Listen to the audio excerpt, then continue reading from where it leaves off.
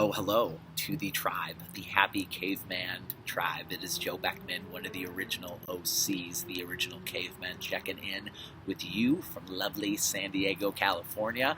I am sorry that if you are in Minnesota or in the northern half of the United States right now, where you're probably freezing your face off, you might be going really palm tree sun, and that's not cool, but it is cool.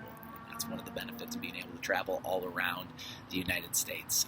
I will say this, it has been busy, it has been crazy, we have been doing a lot of traveling, and this is really the first time that I've ever done a video for these Toast Moment communications, but there's been so many amazing sort of like little moments across the last few weeks. St. Louis, that was amazing. New Jersey, amazing. Maquoketa, Iowa, also amazing. We're in California right now. There's a half-naked man walking behind us.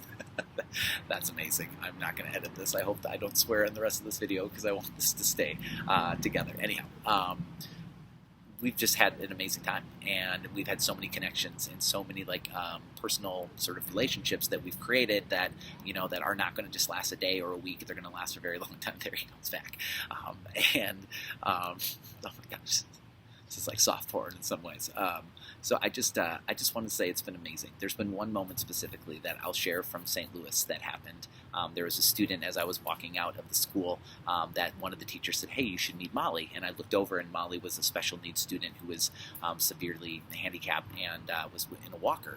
And I sat next down to Molly, and I just kind of looked at her, and we were trying to talk a little bit. Molly wasn't really connecting with me all that well. And I said, "Molly, do you like to sing?" And her para said, "Oh yeah, Molly likes to sing." And so I said, "This little light of mine."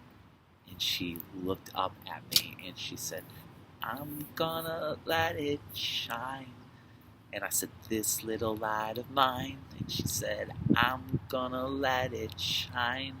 And we sang the whole song, and it was a beautiful, special little moment. And then later in the day, when I played that song in front of the kindergarten and first grade group that I was speaking in front of, we had Molly come out and be our guest singer. So she got a moment in front of all of those students, and they cheered and chanted, and we had a really, really amazing sort of moment there. And so that's just a moment that I'll never forget, and it's one of those beautiful parts of this job that in the traveling and the craziness and just being away from my family and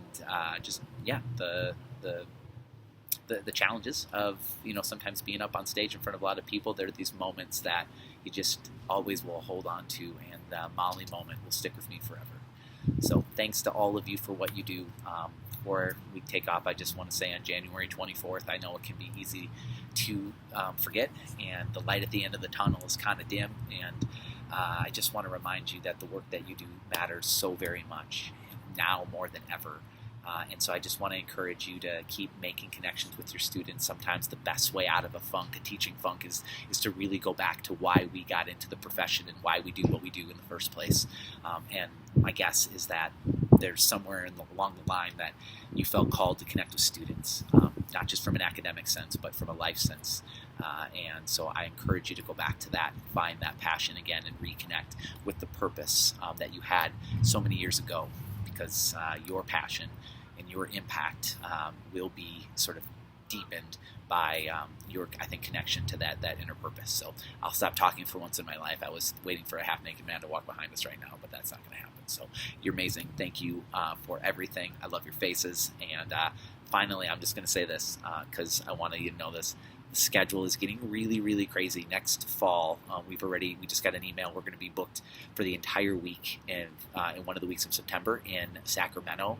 We're going to be in Omaha, Nebraska in September. We are filling up really fast. And so I don't say that to be weird. I say that because if you're on the fence of maybe you want to start thinking about doing a partnership with us in any way, shape, or form, it would be good to start talking sooner rather than later, because the message is connecting and it's resonating, and we want to share it with as many people as we possibly can. So take care. You're awesome. Love your faces. And if there's anything that I can do for you or your tribe, let me know. Bye-bye.